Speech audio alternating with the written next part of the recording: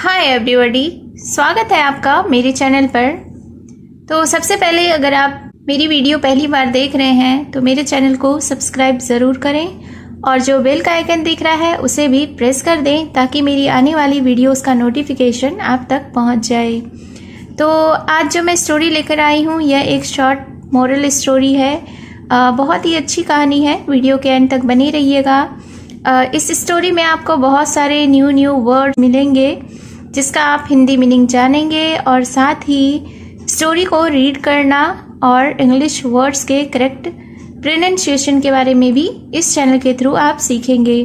तो मेरे चैनल पर बहुत सारे वीडियोस अपलोडेड हैं जिसमें कि short story, moral story, informative videos हैं।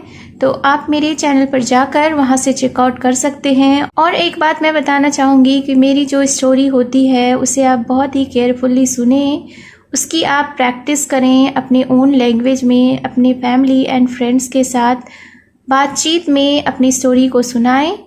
तो इस तरह से आप स्पीकिंग लैंग्वेज को भी इम्प्रूव कर सकते हैं। तो चलिए स्टार्ट करते हैं आज का यह मोरल स्टोरी। आज के स्टोरी का टाइटल है Daniel learns his lesson. Daniel नाम है एक लड़के का, लर्न्स यानी कि सीखता है, हिज यानी उसका, लेसन यानी कि पाठ या सबक। तो शीर्षक का अर्थ हुआ कि डैनियल अपना सबक सीखता है। So let's begin the story. Once there was a boy named Daniel. Once यानी कि एक बार, देयर वॉज अ बॉय एक लड़का था, नेम्ड डैनियल जिसका नाम डैनियल था। His father worked as a carpenter. Father का अर्थ होता है पिता, वर्कड यानी कि काम करते थे, कारपेंटर यानी कि बढ़ई, जो कि लकड़ियों के फर्नीचर्स वगैरह बनाते हैं उसे कारपेंटर कहते हैं। तो फिर क्या है, इस सेंटेंस का अर्थ जान लेते हैं। His father worked as a carpenter यानी कि उसके पिता बढ़ई का काम करते थे। But still he managed to raise Daniel decently. Decently यानी कि शालीनता, बट स्टिल लेकिन फिर भी, he manage to raise Daniel decently यानी कि वह डैनियल को शालीनता से पालने में कामयाब रहे। He was sent to college as well यानी कि उन्हें या उसे कॉलेज भी भेजा गया। After finishing college Daniel took up a job and started living independently. Job का अर्थ होता है नौकरी, स्टार्टेड लिविंग यानी कि रहना शुरू कर दिया, इंडिपेंडेंटली का अर्थ होता है स्वतंत्र रूप से। तो फिर क्या हुआ कि डैनियल ने नौकरी कर ली और स्वतंत्र रूप से रहने लगा। Meanwhile his father fell ill. Meanwhile का अर्थ होता है इस दौरान, इल का अर्थ होता है बीमार। तो इसी दौरान जबकि डैनियल नौकरी करने लगा और बिल्कुल स्वतंत्र रूप से रहने लगा, इसी दौरान उसके पिता बीमार हो गए। He could not continue his work. वह अपना काम जारी नहीं रख सका। One day he asked Daniel, son I need some money. One day यानी कि एक दिन, ही आस्क्ड डैनियल उसने डैनियल को कहा, सन यानी कि बेटा, पुत्र, आई नीड सम मनी मुझे कुछ पैसों की आवश्यकता है। नीड यानी कि ज़रूरत, आवश्यकता। Daniel lied saying, father I do not have any money to give you. Daniel lied saying यानी कि डैनियल ने झूठ बोलते हुए कहा। क्या कहा? फादर यानी पिता, पिताजी, I do not have any money to give you मेरे पास आपको देने के लिए कोई पैसे नहीं है। The poor father went away with a sad face. Poor यानी कि दुखी,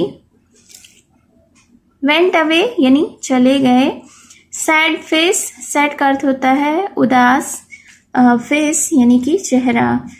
तो फिर क्या हुआ कि द पुअर फादर यानी कि दुखी पिता, went away with a sad face, दुखी चेहरा लेकर चले गए।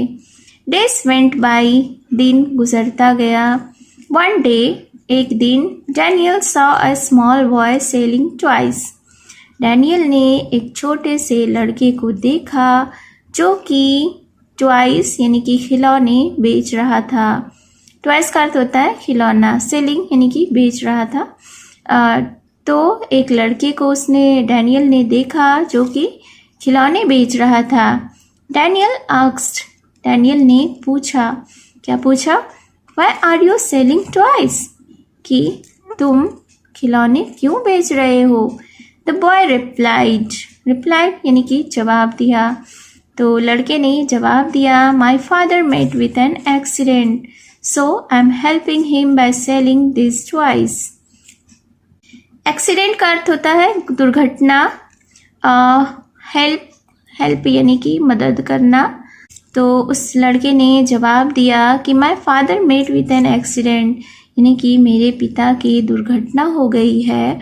सो आई एम हेल्पिंग हिम, इसलिए मैं उनकी मदद कर रहा हूँ। बाय सेलिंग दिस टॉयज, इन खिलौनों को बेचकर। Daniel was reminded of his father at that moment. Reminded का अर्थ होता है याद आना, याद आया।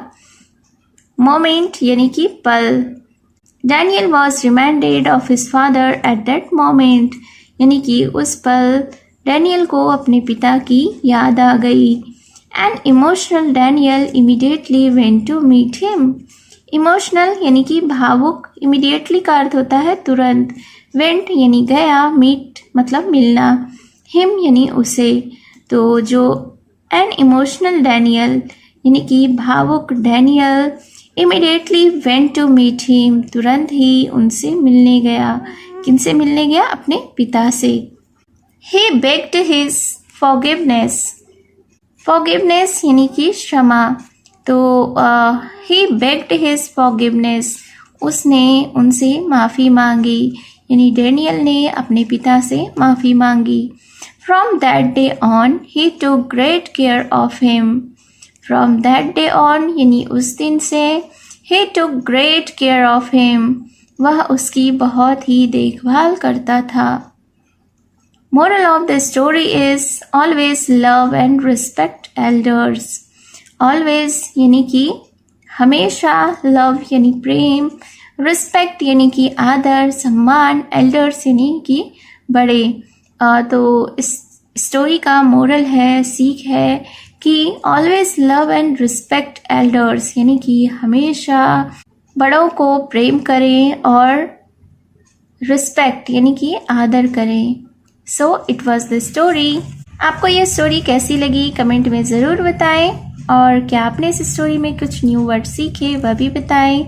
तो मिलती हूँ मैं फिर से एक न्यू इंटरेस्टिंग स्टोरी के साथ। Till then take care and bye bye.